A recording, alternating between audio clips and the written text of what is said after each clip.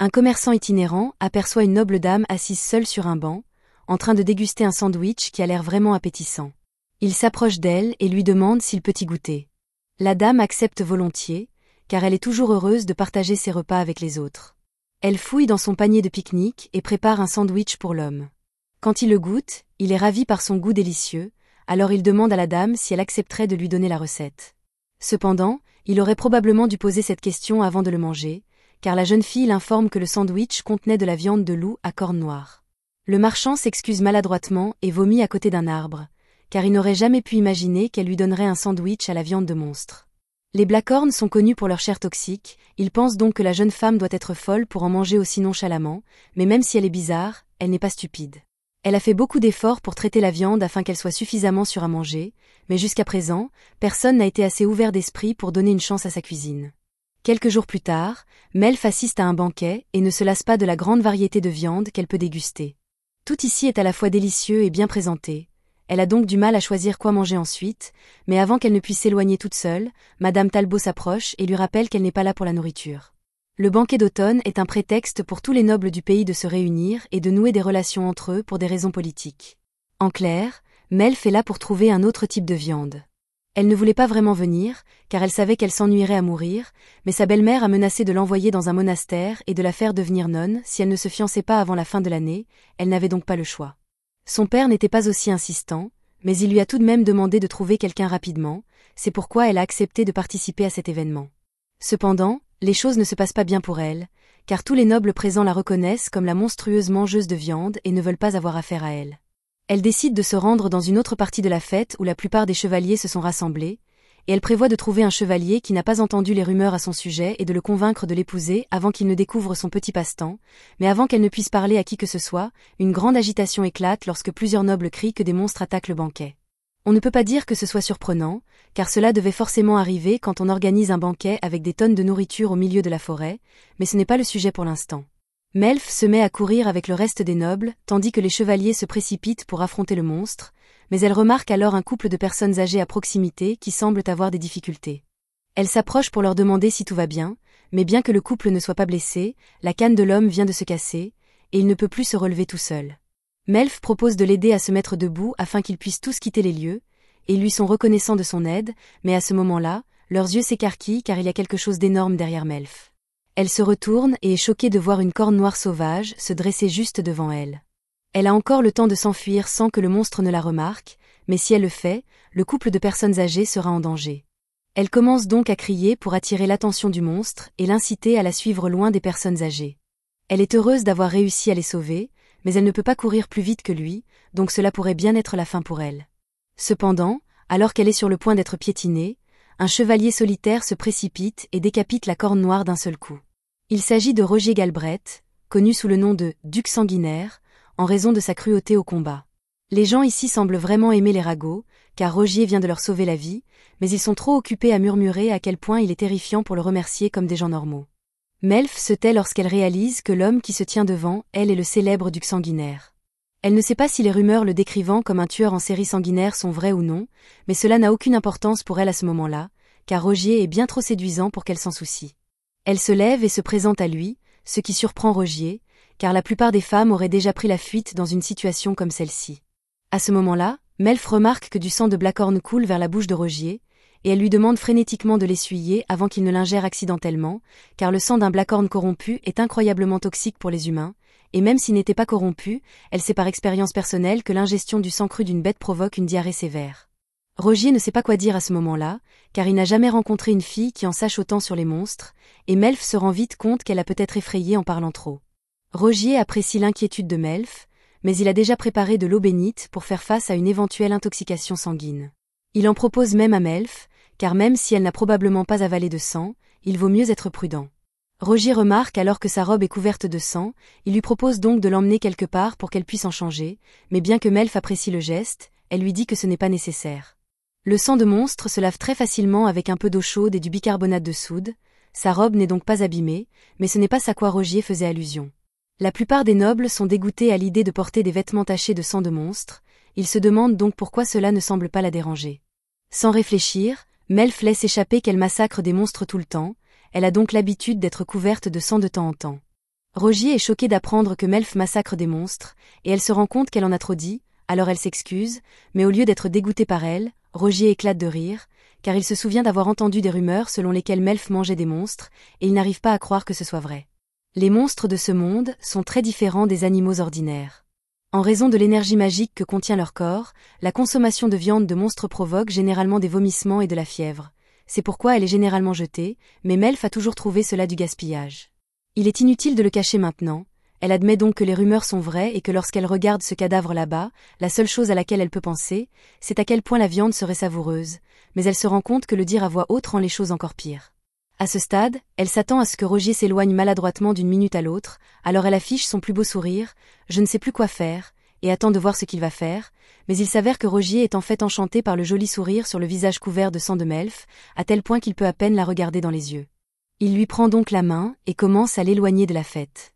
Au bout d'un moment, Rogier se rend compte qu'il devrait probablement dire quelque chose pour que la situation ne devienne pas gênante, alors il demande à Melf si la viande du monstre a vraiment bon goût. Ce n'est pas la première fois que quelqu'un pose cette question à Melf, mais généralement, cela ne se termine pas bien lorsqu'elle donne une réponse honnête. Elle dit à Rogier que la viande de Blackhorn a en fait un goût très similaire à celui du bœuf, mais alors que la plupart des gens ricaneraient et ignoreraient son opinion en la qualifiant de folie, Rogier semble la prendre au sérieux, ce qui est une première pour elle, et elle en est donc très heureuse. Elle poursuit en expliquant que pour rendre la viande comestible, il faut éliminer toute la magie qu'elle contient, ce qui est facile à faire pendant le processus de saignée. Rogier lui demande alors si elle accepterait d'en préparer pour lui. Melf répond qu'elle serait ravie de le faire, mais elle le prévient que la viande provenant d'animaux fous comme celui qu'il a tué aujourd'hui a tendance à être un peu difficile à digérer, même avec une préparation adéquate. Il devra donc attendre qu'elle puisse se procurer de la viande non corrompue. Rogier dit qu'il attend cela avec impatience, mais en attendant, il veut quand même offrir à Melf une nouvelle robe pour qu'elle puisse se changer, alors il la ramène au pavillon de sa troupe. Le subordonné de Rogier, Kos, vient l'accueillir à son arrivée, et après que Melf se soit présenté, il reçoit l'ordre de lui trouver une nouvelle robe pour qu'elle puisse se changer. Pendant ce temps, Rogier l'emmène dans l'une des tentes et lui prépare un petit bain d'eau chaude afin qu'elle puisse se laver le visage pour enlever le sang. Melf insiste sur le fait qu'il n'a pas besoin de se donner tant de mal pour elle, d'autant plus qu'il a beaucoup plus de sang de monstre sur lui qu'elle. Elle dit à Rogier qu'il devrait d'abord se laver lui-même, mais c'était déjà son intention, et il a déjà commencé à retirer sa chemise. Il ne voit rien de mal à cela, car il le fait tout le temps, mais Melf, en revanche, est extrêmement troublée. Elle a déjà vu des chevaliers retirer leur chemise pendant les séances d'entraînement, mais cela fait toujours battre son cœur plus fort à chaque fois. Rogier lui demande si quelque chose ne va pas, et Melf ne veut pas mentir, alors elle avoue qu'elle admirait son incroyable physique. Rogier ne s'est jamais vraiment soucié de son apparence physique, mais il s'entraîne souvent pour pouvoir combattre régulièrement des monstres, il est donc naturel qu'il soit musclé. Melf l'a trouvé cool lorsqu'il a décapité le Blackhorn, alors elle lui demande si elle pourrait apprendre à faire la même chose. Rogier répond que n'importe qui peut apprendre à faire ce qu'il a fait, mais que dans le cas de Melf, ses bras ne sont pas assez musclés pour cela, et qu'il vaut mieux qu'elle le laisse se battre. Il lui demande s'il y a un monstre en particulier qu'elle aimerait affronter, car il serait prêt à le chasser pour elle. Dès qu'il dit cela, les yeux de Melf s'illuminent, car il y a tant de choses qu'elle meurt d'envie de goûter. Mais à ce moment-là, Kos revient et réprimande légèrement Rogier, car il trouve inapproprié qu'il soit à moitié nu devant une jeune femme comme elle. Rogier rétorque qu'il n'a enlevé que sa chemise, qu'il n'est donc pas complètement dénudé, mais quoi qu'il en soit, cela reste inapproprié. Peu après, Melf a enfilé la robe que Kos lui a préparée, et elle adore son motif. Rogier dit qu'il a emprunté cette robe à la reine il y a quelque temps et qu'il trouve qu'elle lui va très bien, mais pendant tout ce temps, il tient la tête de la Corne Noire, et tous ces hommes sont choqués que Melf ne semble pas s'en soucier. La plupart des dames se seraient évanouies si Rogier s'était approché d'elle avec cette chose, alors ils sont tous heureux qu'il ait enfin trouvé quelqu'un avec qui il s'entend bien. Plus tard dans la soirée, il est temps pour Melf de rentrer chez elle, et Rogier l'accompagne jusqu'à sa calèche. Elle le remercie une nouvelle fois de lui avoir sauvé la vie et lui dit au revoir. Il lui dit que la prochaine fois qu'ils se verront, il lui aura préparé un cadeau spécial, et elle répond qu'elle est impatiente, mais que s'il lui apporte un monstre, elle lui demande de le capturer vivant, car la viande sera meilleure ainsi. Rogier n'a jamais essayé de capturer un monstre vivant auparavant, mais il est prêt à relever le défi. Cependant, cela pourrait prendre un certain temps, alors en attendant, Melf offre à Rogier du jerky de monstre Scataby qu'elle a préparé, et elle lui assure qu'elle a été très minutieuse dans le processus de préparation, donc il n'y a aucun risque qu'il tombe malade en le mangeant. Si c'est Melf qui l'a préparé, Rogier est convaincu que c'est sans danger, alors il en prend une bouchée sans hésiter et est agréablement surpris par son goût délicieux. Kos gronde Rogier. car il est imprudent pour quelqu'un de son rang de manger de la nourriture sans l'avoir d'abord testée pour vérifier qu'elle ne contient pas de poison, mais Rogier répond que tout va bien, et met un morceau de viande dans la bouche de Cos pour lui montrer à quel point c'est bon.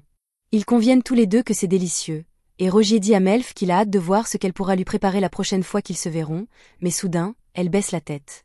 Elle est émue aux larmes par le fait que quelqu'un reconnaisse enfin son hobby, et ne la trouve pas bizarre de manger de la viande de monstre. Elle se ressaisit pour pouvoir dire au revoir à Rogier, mais elle a hâte de le revoir. Il faut quelques jours à la calèche de Melf pour la ramener chez elle, et lorsqu'ils arrivent, il neige déjà dans la région. Melf regarde devant elle, à sa grande surprise, elle aperçoit son père qui l'attend à la porte. Une fois arrivée, il lui ouvre la porte et elle lui demande si quelque chose ne va pas.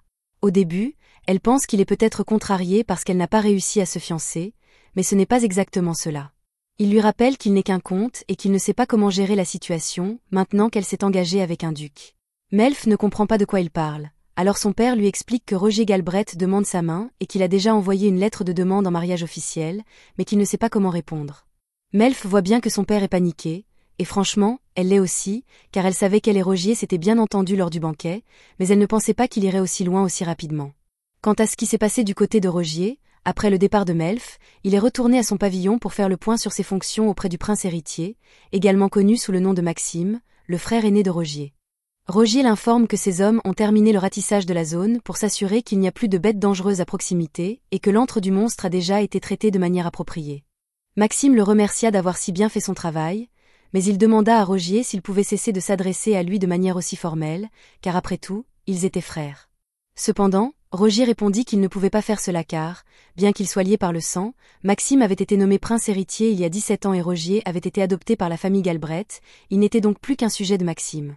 Maxime comprend que Rogier ne va pas abandonner les formalités de sitôt, alors il lui demande s'il a autre chose à lui dire, comme par exemple le rendez-vous qu'il a eu récemment avec une jolie fille rousse.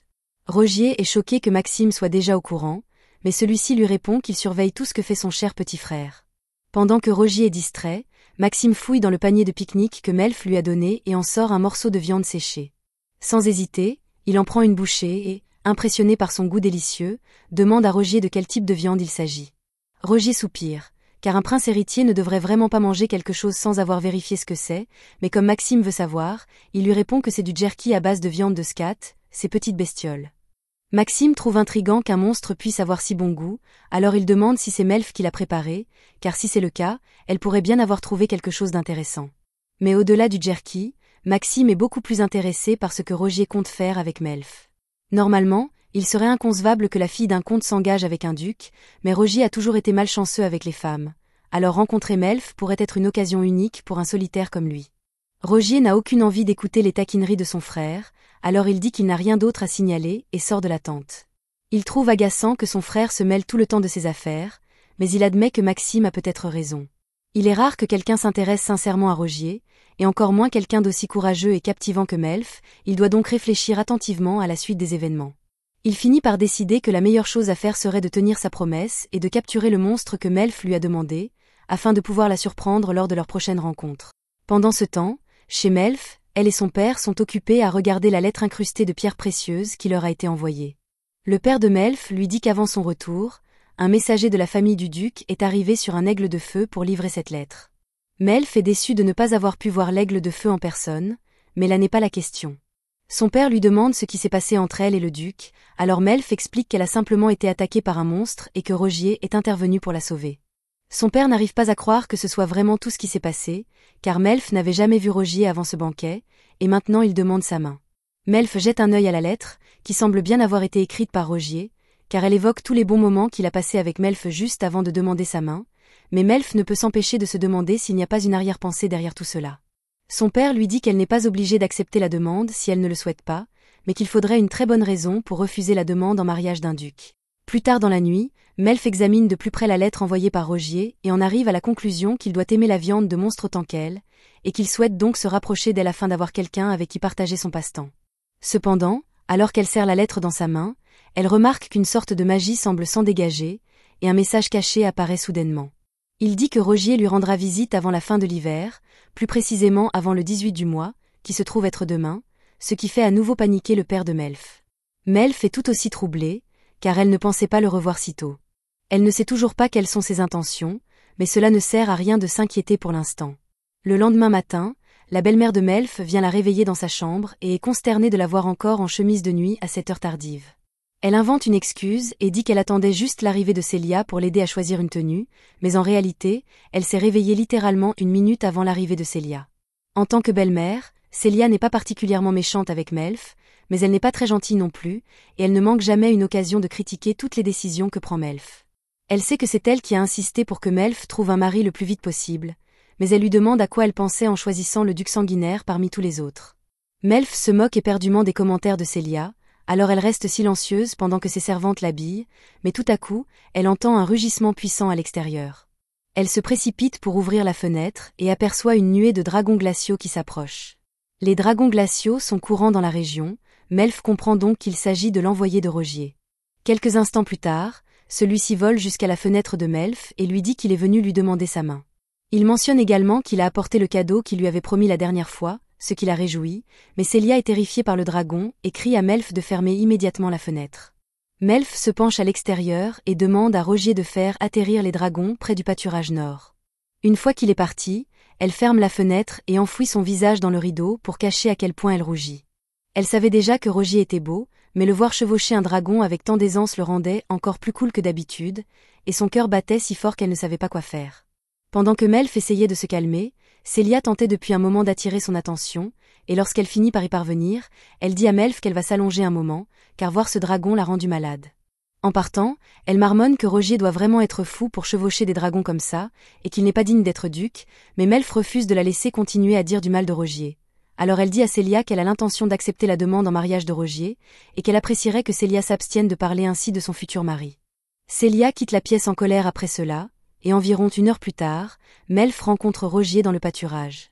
Elle lui explique qu'elle n'a appris sa visite qu'en lisant sa lettre hier, et qu'elle n'a donc pas pu préparer quoi que ce soit pour lui, mais Rogier ne s'en formalise pas. C'est plutôt lui qui devrait s'excuser d'être venu si brusquement. À ce moment-là, Cos intervient et dit que s'ils sont venus si vite, c'est uniquement parce que Rogier était impatient de la revoir, mais Rogier lui dit d'arrêter de dire des bêtises. Quoi qu'il en soit, Rogier demande à Melf où elle souhaite qu'il dépose son cadeau, et tout en parlant, il montre une cage enveloppée dans un tissu. Les yeux de Melf s'illuminent lorsqu'elle réalise qu'il a vraiment capturé le monstre pour elle. Elle sait que c'est elle qui l'a demandé, mais maintenant elle se sent un peu mal de lui avoir demandé de faire tout ça pour elle. Rogier remarque qu'elle agit de manière un peu étrange, alors il demande à Melf si quelque chose ne va pas, et tout à coup, elle lève les yeux et le remercie sincèrement pour ses efforts. Elle demande si elle peut jeter un petit coup d'œil à l'intérieur, et Rogier n'y voit aucun inconvénient, alors il la conduit jusqu'à la cage. Melf ne voit aucun mouvement à l'intérieur, alors elle demande à Rogier s'il a déjà tué, mais il retire le tissu pour révéler que le Moodle est toujours bien vivant, juste inconscient, et qu'il a même réussi à attraper un Moodle royal à la fourrure dorée, ce qui est extrêmement rare. Les Moodles sont des monstres ressemblant à des vaches, qui ont généralement une fourrure blanche, mais les Moodles royaux développent une couleur dorée à mesure qu'ils grandissent, ce qui rend leur fourrure incroyablement précieuse pour des articles tels que des manteaux et des écharpes. Cependant, leur viande finit souvent par être jetée, ce que Melf trouve très dommage. Melf n'en a jamais goûté, mais comme c'est un herbivore qui ne se nourrit que de fruits et de champignons, elle s'attend à ce qu'il soit délicieux. Mais à part cela, il est rare d'en trouver un avec une fourrure aussi belle, alors Melf demande à Rogier s'il est vraiment sûr de vouloir lui donner quelque chose d'aussi précieux. Rogier lui répond qu'il n'aurait pas pris la peine de le capturer vivant s'il ne comptait pas le lui donner, et Melf est très heureuse d'entendre cela, car cela signifie qu'elle est libre de le préparer comme elle le souhaite. Elle ne peut exprimer à quel point Rogier l'a rendue heureuse, et il est clair que la voir ainsi rend Rogier très nerveux, alors Cos et les autres restent en retrait et le laissent profiter de ce moment. Peu après, le père de Melf arrive pour saluer officiellement Rogier et le remercier d'avoir fait le long voyage jusqu'ici. Rogier s'excuse d'être arrivé si soudainement, mais il dit qu'il voulait obtenir une réponse à sa demande avant l'arrivée de l'hiver, et Melf était tellement excitée par le Moodle qu'elle a presque oublié que Rogier était là pour demander sa main. Elle demande à son père la permission de laisser les dragons de Rogier chasser dans les montagnes, et celui-ci n'est pas opposé à l'idée, mais il est un peu perplexe car il pensait que le Moodle était destiné à nourrir les dragons. Cependant, Melf lui explique que le Moodle est en fait pour elle. Le père de Melf est surpris d'apprendre cela, car il pensait que Rogier ne connaissait pas son passe-temps, mais elle lui explique que Rogier a fait un détour spécialement pour goûter à sa cuisine à base de monstres. Elle demande alors à son père la permission d'ouvrir un centre de recherche afin de pouvoir commencer à préparer le Moodle dès que possible. Son père craint que voir Melf découper un monstre puisse rebuter Rogier, mais celui-ci prend la parole et dit au père de Melf qu'il la comprend dans une certaine mesure, qu'il est également au courant des rumeurs désagréables qui circulent à son sujet, et qu'il fait sa demande malgré tout. Apprendre que Rogier s'intéresse autant à Melf est la meilleure nouvelle que son père ait entendue de toute la journée. Alors il dit à Rogier de se sentir comme chez lui, mais avant cela, Rogier dit qu'il aimerait s'occuper du cadeau qu'il a apporté avant qu'il ne se réveille, car il est encore vivant. Le père de Melf est choqué d'apprendre que Rogier a apporté un Moodle vivant ici, mais c'est Melf qui lui a demandé de le capturer vivant. Sur ce, Rogier dit qu'il aimerait assister au processus de préparation, alors son père lui demande de lui montrer son centre de recherche. Rogier et ses hommes partent sur les dragons pour se rendre au centre, et Melf s'amuse beaucoup, car elle a toujours voulu essayer de monter un dragon. Lorsque le centre apparaît, Melf le montre à Rogier, mais il perçoit une légère hésitation dans sa voix et lui demande si quelque chose ne va pas. Melf fait semblant de rien, et répond qu'elle est juste nerveuse à l'idée de monter un dragon pour la première fois, mais ce n'est pas vraiment ce qui la tracasse. Elle est heureuse que Rogier ne lui en veuille pas de manger de la viande de monstre, mais elle ne saura pas s'il est vraiment d'accord tant qu'il n'aura pas vu comment elle la prépare, et elle est plutôt nerveuse car elle ne sait pas comment elle va réagir. En arrivant au laboratoire, Rogier remarque un ancien cercle magique inscrit sur le sol. Il interroge Melf à ce sujet, et elle lui explique qu'il s'agit à l'origine d'une création de sa mère, mais qu'elle y a apporté quelques améliorations. Elle dit que c'est ce qu'elle utilise pour préparer la viande de monstre, et Rogier trouve que c'est une idée géniale, mais il se demande comment elle parvient à le faire, car il serait difficile de drainer toute la magie d'un cadavre de monstre avec seulement ce cercle. Melf lui répond qu'elle utilise en fait un autre outil dans le processus. Elle se rend dans la remise et en sort un flacon en quartz. Elle explique qu'elle l'utilise pour extraire à la fois le mana et le sang de la bête. Même s'il semble ordinaire pour l'instant, une fois qu'elle aura commencé le processus et appliqué sa magie, il deviendra beaucoup plus coloré. Rogier est impressionné par le savoir-faire de Melf, mais maintenant qu'elle lui a expliqué comment cela fonctionne, elle aimerait lui demander une faveur. Elle sait que cela peut paraître un peu étrange, mais elle dit qu'elle aimerait le voir utiliser son épée pour décapiter à nouveau un monstre. Peu de temps après, Melf annonce qu'elle est prête à commencer, mais comme le nettoyage du Moodle va lui prendre un certain temps, elle demande à Rogier de lui donner un coup de main. D'un geste de la main, il fait immédiatement appel à ses subordonnés. Les chevaliers sont généralement chargés de récupérer les matériaux précieux sur les monstres qu'ils tuent, ils sont donc très efficaces dans ce domaine. En quelques minutes, le Moodle est complètement rasé. Melf adore la douceur de la fourrure dorée du Moodle, mais ce n'est pas pour cela qu'ils sont là. Rogier enlève donc sa veste et demande à Melf si elle est prête à le décapiter. Melf dit une petite prière pour le Moodle et promet de ne pas gaspiller sa viande avant d'activer le cercle magique et de donner le signal à Rogier. Il lève son épée et, d'un mouvement rapide, tranche la tête du Moodle. Le coup de Rogier est si rapide et précis que Melf a du mal à le suivre, mais maintenant que le Moodle est mort, il est temps pour elle d'extraire son sang et sa magie. Elle tient la fiole et récite une autre incantation, faisant couler le sang de la carcasse dans la fiole, mais c'est la première fois que Melf travaille avec une bête aussi grande, et il y a beaucoup plus de sang magique qu'elle ne le pensait. La fiole commence à se fissurer car elle est remplie au-delà de sa capacité, et Melf commence à paniquer car elle ne peut pas s'arrêter une fois que le sort a commencé, mais heureusement, Rogier est juste à côté d'elle, alors elle lui explique le problème et il attrape une autre fiole pour remplacer celle qui est pleine. Grâce à son aide, Melf peut terminer le sort sans encombre et le Moodle est vidé de tout son sang. Rogier est heureux que cela ait bien fonctionné, mais il est surpris que le Moodle ait toujours l'air aussi gros, car il pensait que le fait de retirer tout le sang le ferait rétrécir un peu. Melf explique que le sort qu'elle a utilisé cible spécifiquement le sang du monstre, laissant toute l'autre humidité intacte afin de préserver la saveur. Rogier est une fois de plus impressionné et demande comment le sort a été développé. Melf explique qu'il y a 17 ans, cette région souffrait d'une grave famine. Des centaines de personnes étaient déjà mortes de faim, car les terres ici sont pauvres en ressources et le sol est peu fertile. La mère de Melf a donc commencé à rechercher des moyens d'utiliser la population abondante de monstres dans la région. Le processus est encore un peu compliqué pour l'instant, mais si Melf trouve un moyen de le simplifier davantage, tout le monde pourra l'utiliser et les monstres passeront du statut de nuisance dangereuse à celui de précieuse source de nourriture. C'est pourquoi Melf a choisi de relever le défi après le décès de sa mère, mais elle admet qu'elle prend aussi beaucoup de plaisir à goûter de temps en temps des monstres rares.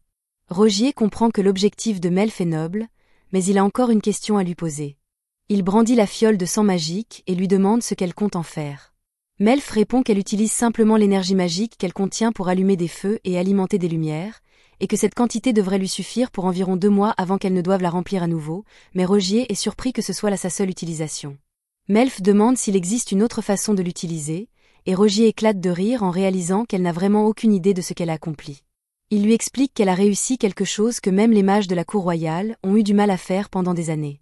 Elle a trouvé un moyen d'extraire et de stocker de l'essence magique pure dans une bouteille, et entre de mauvaises mains, cela pourrait être utilisé pour créer des armes de destruction massive.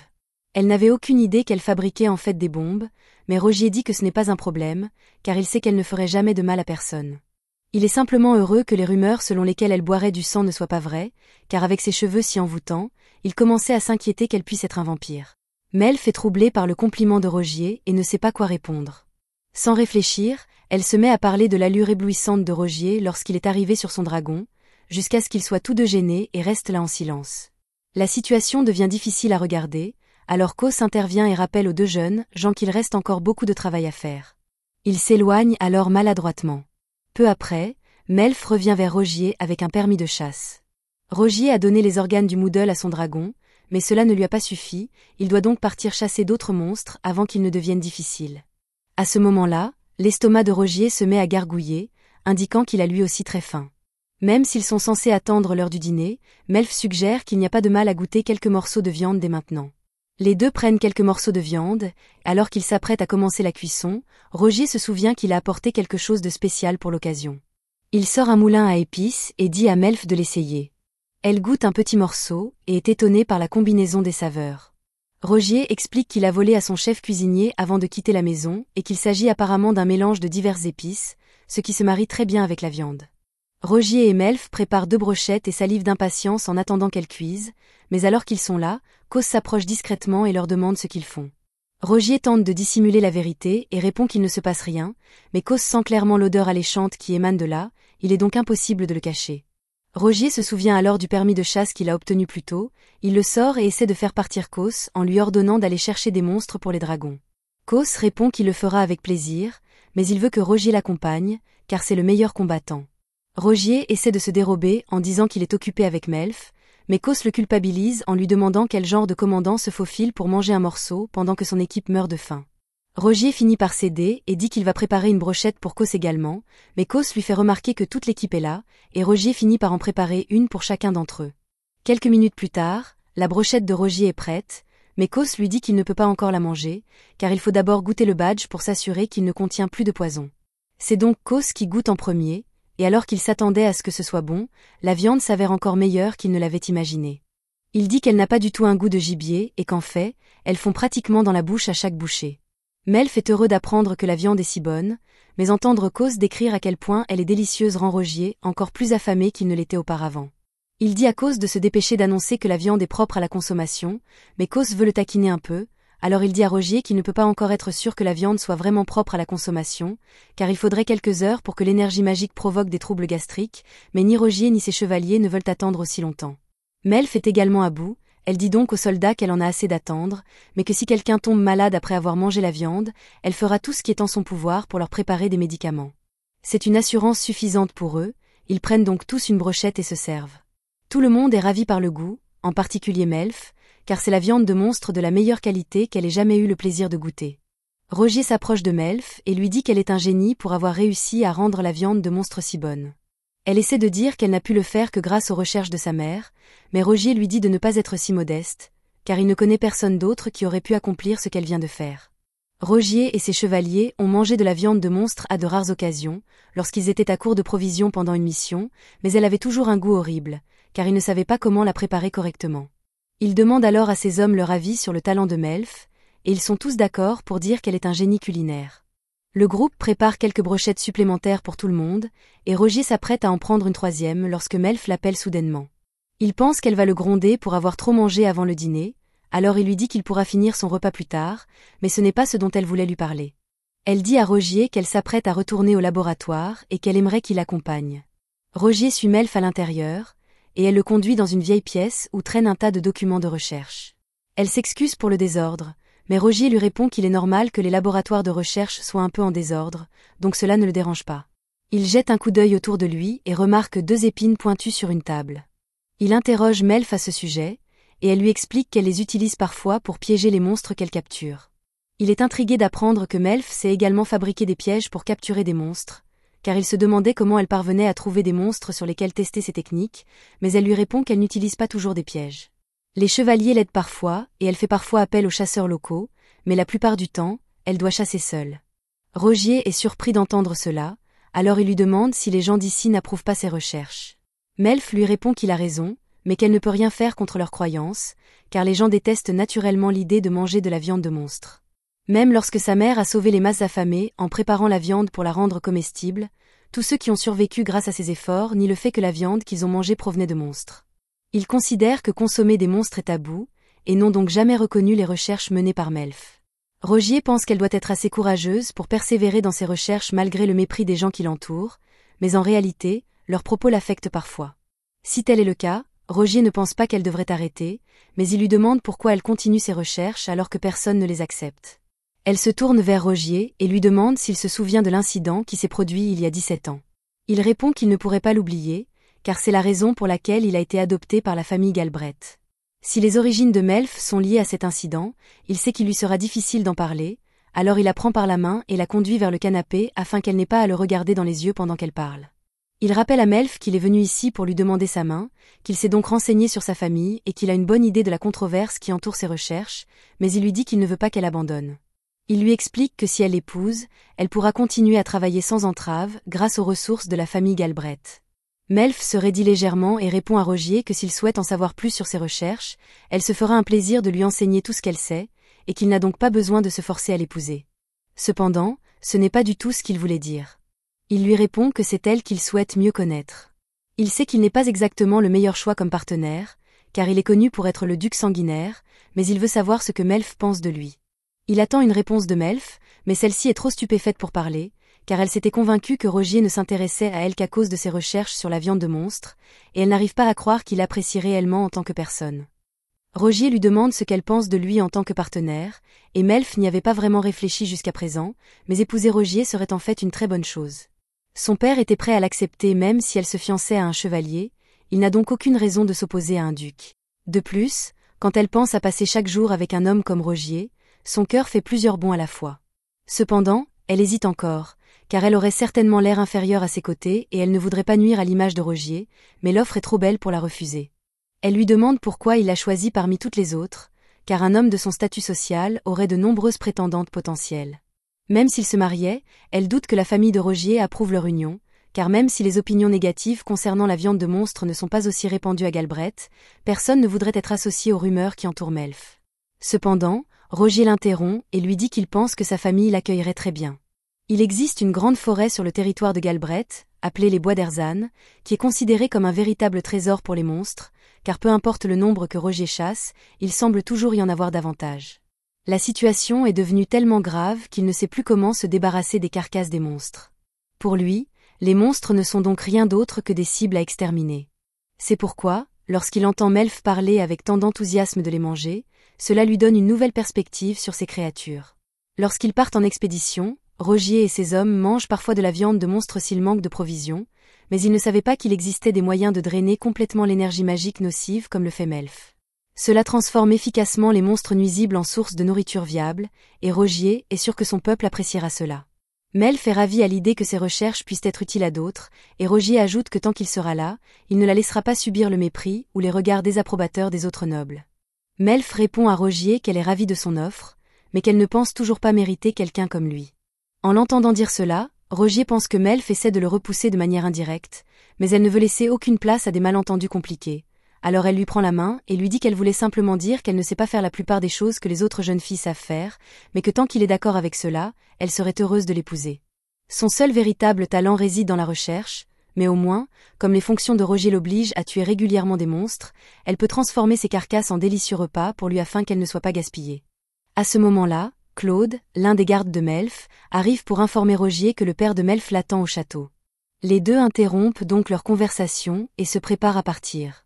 Alors que Melf franchit la porte, Claude se penche vers elle et lui dit qu'il n'est peut-être pas judicieux de discuter d'informations sensibles concernant ce territoire avec quelqu'un qu'elle ne connaît que depuis 48 heures, et Melf prend sa remarque en considération. Alors que les trois personnes marchent dans le couloir, Rogier remarque que Claude se montre extrêmement méfiant à son égard. Claude l'a surveillé toute la journée, mais Rogier comprend qu'une telle réaction n'est pas injustifiée, étant donné sa réputation de duc sanguinaire. Peu après, Rogier rencontre le père de Melf pour finaliser les détails de ses fiançailles avec Melf. Le père de Melf est très nerveux, car il n'a pas l'habitude de parler aussi librement à un duc. Il est heureux d'apprendre que Rogier reconnaît tout le travail acharné de Melf et se soucie d'elle, mais en tant que père, il aimerait tout de même savoir pourquoi Rogier s'intéresse à elle. Rogier explique que le jour du banquet, il se serait terriblement ennuyé pendant toute la cérémonie. Même lorsque la bête a attaqué, il n'y a pas prêté attention et l'a simplement tué comme d'habitude. Mais après avoir sauvé Melf, celle-ci ne s'est pas enfuie, effrayée, et n'a même pas détourné le regard. Elle n'a pas non plus été dégoûtée par son apparence ensanglantée, et il a alors compris qu'elle pourrait l'accepter tel qu'il est. Rogier comprend que sa demande en mariage était plutôt soudaine, mais un certain membre de sa famille, trop curieux, n'arrêtait pas de le harceler à ce sujet, et il a donc décidé d'officialiser les choses dès que possible. Le père de Melf comprend et commence à signer le contrat, mais avant de terminer, il demande à Rogier si c'est vraiment la seule raison pour laquelle il a choisi de se fiancer à Melf. Rogier lui assure qu'il n'a pas pris cette décision sur un coup de tête, puis il se lance dans un discours tête sur toutes les qualités attachantes de Melf, qu'il adore. Le père de Melf est désormais convaincu que Rogier aime sincèrement Melf, et il est soulagé car, dans un monde où manger des monstres est mal vu, il craignait que Melf ne mène une vie de disgrâce permanente, et en tant que comte, il ne pouvait presque rien faire pour la protéger. Il dit donc à Rogier qu'il la laisse entre ses mains, et Rogier assure au père de Melf qu'une fois qu'elle aura rejoint la famille Galbraith, il fera tout ce qui est en son pouvoir pour la protéger. 10 jours après la finalisation des fiançailles, Rogier est rentré chez lui, et Melf est occupé à emballer tous ses documents de recherche avec l'aide de ses chevaliers afin de pouvoir déménager dans le territoire de Rogier. Cela représente beaucoup de travail, mais Rogier a insisté pour que Melf emporte tout ce qui se trouve dans son laboratoire de recherche, et il a même laissé quelques-uns de ses chevaliers sur place pour s'assurer qu'elle n'ait pas de difficulté à tout transporter. Elle sait qu'elle et Rogier sont désormais officiellement fiancés, mais elle n'a pas encore tout à fait réalisé. Après la signature du contrat de mariage, Rogier est même allé jusqu'à l'imprégner d'une puissante magie pour symboliser son engagement envers Melf, mais il savait que Cos se moquerait de lui pour un geste aussi romantique, alors il lui a demandé de garder cela secret. C'était un moment émouvant, mais le père de Melf commençait à se sentir mal à l'aise en regardant tout cela, alors il a toussé pour attirer leur attention. Avant que les fiançailles ne soient officialisées, le père de Melf avait confié à Rogier un secret qu'il cachait à Melf depuis un certain temps, et il lui avait demandé de ne pas en parler à Melf, mais Rogier se tourna immédiatement vers Melf et commença à dénoncer son père. Il lui dit que c'était son père qui avait répandu toutes ces mauvaises rumeurs selon lesquelles elle était une mangeuse de viande de monstre. Certes, il l'a fait uniquement parce qu'il voulait dissuader les gens d'utiliser ses recherches à des fins maléfiques, car il savait que les armes de destruction massive représentaient un danger potentiel. Rogier comprend ce sentiment et n'est pas trop en colère, car le père de Melf l'a fait uniquement pour la protéger des personnes qui pourraient l'utiliser pour ses recherches, mais il dit clairement qu'il ne veut plus entendre ces rumeurs, et le père de Melf comprend le message. Melf n'a pas vraiment prêté attention à toute la conversation, elle n'a donc aucune idée de ce dont il parlait, mais ils lui ont simplement dit qu'elle n'avait pas à s'inquiéter. Elle est toujours curieuse de savoir de quoi il parlait à l'époque, mais avant qu'elle ne puisse y réfléchir davantage, Mulan, l'un des chevaliers, vient lui dire que les restes du Moodle royal ont été congelés à l'aide de magie et sont prêts à être transportés. Il lui demande également ce qu'elle compte faire de la fourrure du Moodle, alors elle lui répond qu'elle va la laisser à son père et à son demi-frère pour qu'ils en fassent des manteaux dorés. Elle remercie Mulan pour son aide, et grâce à cela, elle devrait avoir fini ses bagages lorsque Rogier viendra la chercher. Mais maintenant qu'elle y pense, elle se demande si les couples fiancés sont censés emménager ensemble si tôt. Si Rogier insistait tant, c'est parce qu'une fois l'hiver arrivé, personne ne pourra plus voyager vers ou depuis le territoire de Marche, et il ne pourra donc pas voir Melf pendant 6 mois si elle reste ici. À ce moment-là, on frappe à la porte de Melf et le majordome en chef, Herman, entre pour l'informer que son escorte est arrivée. Herman s'occupe de Melf depuis qu'elle est petite, il est donc triste de la voir partir, mais c'est un événement joyeux. Alors que Melf sort de sa chambre, elle réalise enfin qu'elle ne reviendra pas avant longtemps, et elle souhaite voir son père une dernière fois avant de partir. Elle se rend dans sa chambre et frappe à la porte, mais lorsqu'elle entre, elle trouve Célia assise sur le canapé qui l'attend. Melf demande à Célia ce qu'elle fait là, mais celle-ci répond que même si elle n'est que la belle-mère de Melf, elle veut quand même voir sa belle-fille avant qu'elle ne quitte la maison. Melf demande où est son père, et Célia lui répond qu'il est dehors pour s'assurer que toutes les affaires de Melf sont bien rangées. Melf n'a vraiment rien à dire à Célia, alors elle essaie de garder la conversation brève et de s'excuser dès que possible. Mais tout à coup, Célia ricane et dit qu'elle ne sait pas comment Melf a réussi à séduire un duc, mais elle tient à préciser que son fils est l'unique héritier de la famille Marshall Red. Melf répond qu'elle comprend cela, et que c'est assez évident puisqu'elle se marie littéralement hors de la famille, donc elle n'a aucune raison de s'en soucier. Célia dit à Melf que même si Rogier la chasse, elle ne sera pas la bienvenue ici, et Melf répond « Je suis contente de ne plus avoir à regarder votre visage ridé ». C'est du moins ce qu'elle voulait dire, mais au lieu de cela, elle s'excuse poliment et quitte la pièce, car elle ne veut pas causer de problème. Elle se rend ensuite dans la cour où son père vient de terminer, et celui-ci lui demande si elle est prête à partir. Il dit à Melf qu'elle est très jolie dans ce manteau, qui lui rappelle beaucoup de souvenirs, car c'est celui que portait sa mère, Élise, lorsqu'elle l'a épousé. Melf ne savait pas que ce manteau avait appartenu à sa mère, mais comme elle venait du sud, les hivers froids ici ont dû être un choc pour elle. Le père de Melf se souvient à quel point Élise était enthousiaste à l'idée de jouer dans la neige pour la première fois ici, à tel point qu'elle en a trop fait et est tombée malade peu après. Melf rit un peu, car elle ne savait pas que sa mère pouvait être aussi naïve parfois. Son père aimerait pouvoir lui raconter d'autres anecdotes sur sa mère, mais quelques instants plus tard, Rogier arrive et dit qu'il est là pour chercher Melf. Il lui demande si elle est sûre d'avoir tout ce dont elle a besoin, car il y a encore une grande pile d'affaires là-bas, mais elle lui répond que ce ne sont que des brouillons de ses travaux de recherche, qui ne lui sont plus d'une grande utilité. Rogier lui demande s'il peut les brûler, car il ne voudrait pas que ses recherches tombent entre de mauvaises mains, et Melf répond que cela ne la dérange pas. Rogier se tourne ensuite vers le père de Melf et lui dit qu'il va emmener sa fille. Il l'aide à monter sur le dos de son dragon et se prépare à partir. Le père de Melf est triste de la voir partir, mais au moins, elle reviendra lui rendre visite au printemps prochain. Cependant, Rogier lui annonce qu'il a en fait l'intention de garder Melf auprès de lui jusqu'à leur mariage à l'automne. C'est la première fois que le père de Melf en entend parler, il demande donc à Rogier ce qu'il compte faire pour que Melf puisse se marier dans la famille Galbraith. Rogier répond qu'il a déjà prévu de fournir à Melf tout ce dont elle pourrait avoir besoin, et que le père de Melf n'a donc pas à s'inquiéter. De plus, comme brûler toutes les anciennes recherches de Melf risque d'être une corvée pour eux, Rogier dit qu'il s'en chargera tout de suite. Il pointe alors son doigt vers le tas d'ordures et jette un sort, qui le fait tout brûler dans d'énormes colonnes de feu. Depuis le sol, Claude crie que Rogier est allé trop loin avec cette puissance de feu, et il s'excuse, mais il voulait juste se montrer un peu devant Melf.